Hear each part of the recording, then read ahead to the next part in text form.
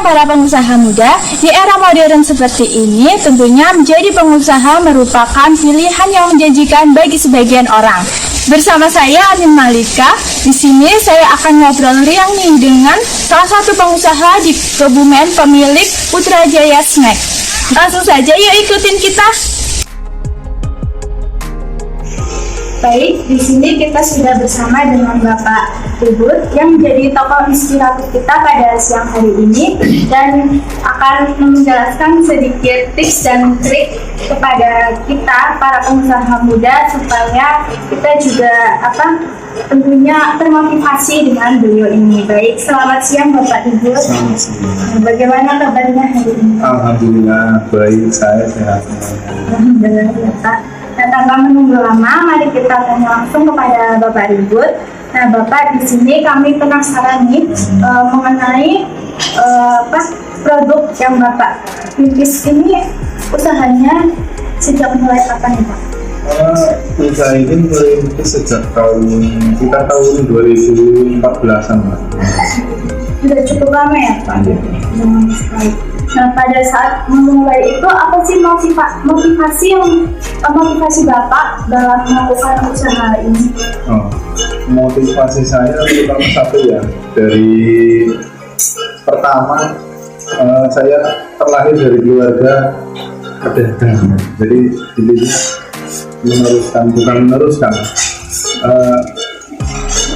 memanfaatkan ilmu yang dari orang tua saya dikasih ini jualan aja, berdagang, jadi pengusaha. Kalau orang pengusaha itu manfaatnya banyak, tapi buat diri kita, buat orang lain banyak juga. Misalkan mengurangi pengangguran, bisa menambah penghasilan warga sekitar terutama. Sama kadang kita setelah lulus sekolah mungkin kuliah pasti obsesinya kan kerja. Berapa persen, hampir 70% atas kan kerja. Jarang yang berpikiran kalau aku nanti lulus saya menciptakan lapangan pekerjaan, membuat pekerjaan. Dan saya obsesi itu, saya membuka lapangan pekerjaan, membuat usaha makanan ringan. Dulu saya juga pernah bekerja di Bekasi lah, 8 tahunan. Tak pikir-pikir kalau orang Indonesia kayak ini semuanya kayaknya nggak ada yang produktif gitu. Lulus cari kerjaan, yang menciptakan lapangan kerjaan itu sedikit gitu. Makanya saya berpikir saya tak membuat usaha, membuat lapangan pekerjaan biar anak-anak kita nanti atau generasi berikutnya ini kita jangan menjadi pekerja, kita harus menjadi pilihan biar UMKM kita maju. Dengan adanya UMKM maju, otomatis kan transaksi yang bisa kita lakukan ikut naik juga. Misalkan warga yang biasanya habis masak, habis kegiatan sehari-hari di rumah tangga selesai, dia ada kegiatan tambahan. Nah, kalau terus diakumulasi satu bulan kan lumayan bisa mencapai 1 juta, bahkan dapat income tambahan. Otomatis dia mau beli apa bisa. Nah, di sekitar situ nanti itu otomatis transaksi jual beli transaksi ekonomi naik dengan adanya yaitu tadi ada tambahan pendapatan. Jadi kena imbas semua ekonominya juga. Jadi seperti itu. Lalu tantangan itu sendiri yang bagi Bapak dalam melakukan usaha ini? Kalau tantangan tersendiri ya, kita kan terbiasa di lingkungan ya, bukan lingkungan di kayak kawasan industri atau jadi terbiasa misalkan jam 8, jam 9 masih santai ya ada kerjaan. Jadi kita gimana bisa merubah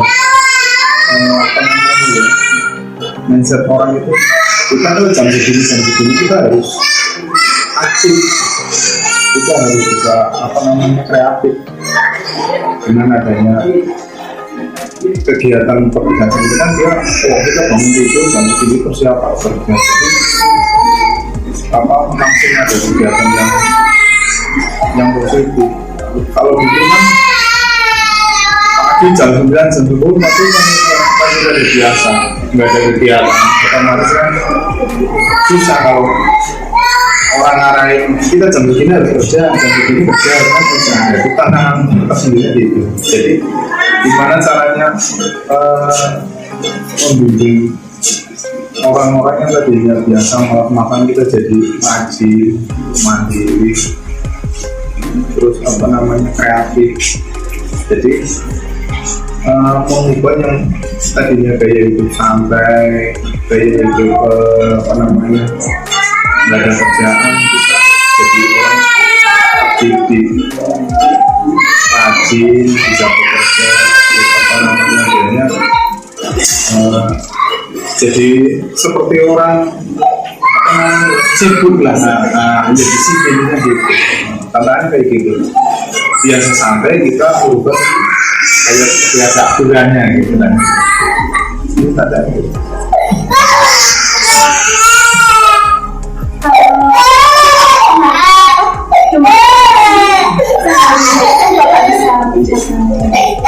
Kalau cuma produksi sehari 5 quintal.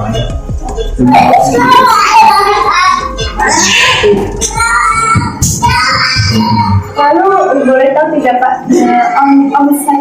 omsetnya dalam satu hari itu?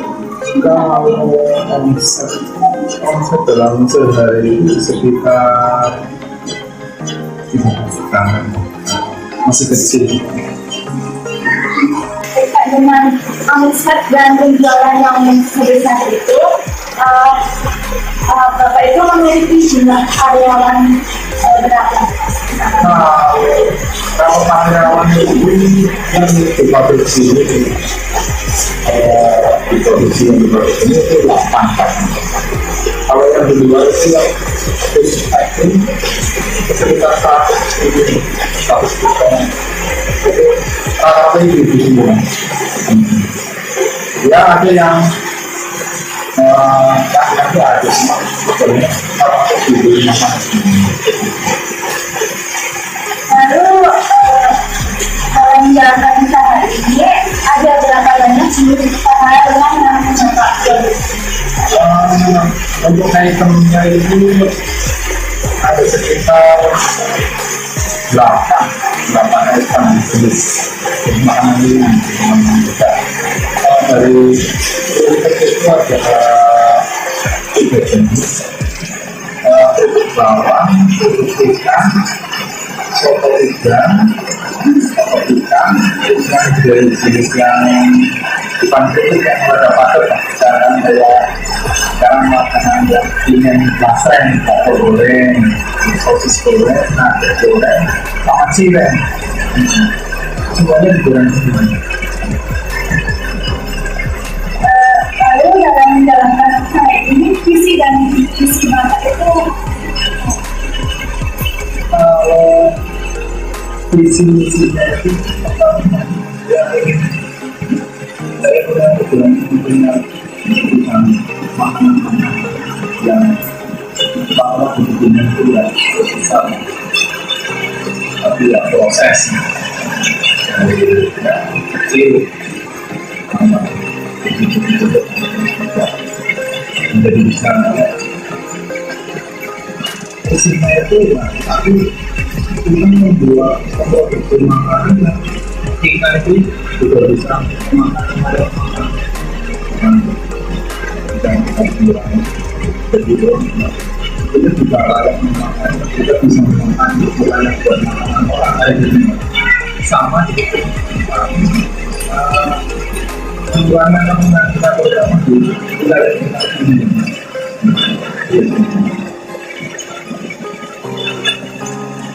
Nah, dari pemaparan Bapak ini perjalanan dalam merintis desa itu, biasanya terbilang cukup panjang ya Pak. Jadi bagi kalian nih para pengusaha muda, jangan berkecil hati, jangan takut untuk memulai usaha dari nol. Karena salah satunya itu proses dan perjalanan yang sangat panjang. Nah, Pak, kita boleh tidak untuk melihat proses bagaimana di produksi Ya. Boleh. Ada undangan yang tidak.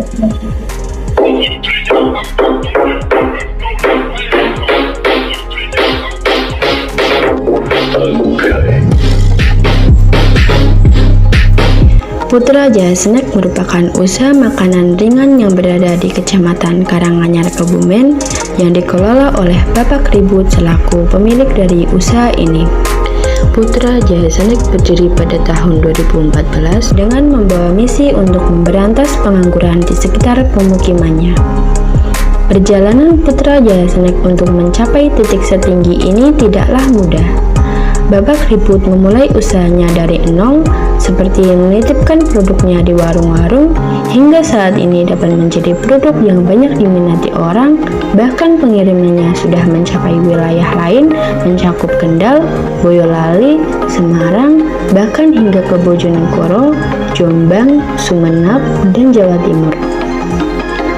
Sejauh ini, produksi dari produk Jaya Snack yaitu terdapat kerupuk bawang, kerupuk ikan, sotong udang, sotong ikan, bakso goreng, sosis goreng, nugget goreng, dan cireng.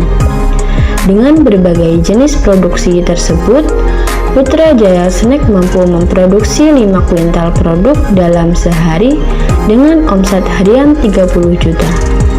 Dalam melakukan produksinya, Putra Jaya Snack sangat mengedepankan kepuasan konsumen, di mana sangat memperhatikan konsistensi dalam hal kebersihan, tingkat kematangan, hingga rasa dari produk yang dibuat.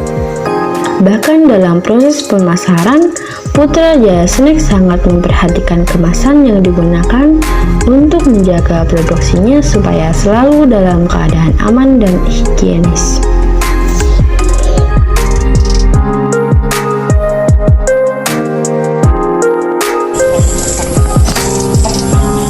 Nah, itu tadi merupakan pengalaman dari Bapak Ribut dalam merintis usahanya.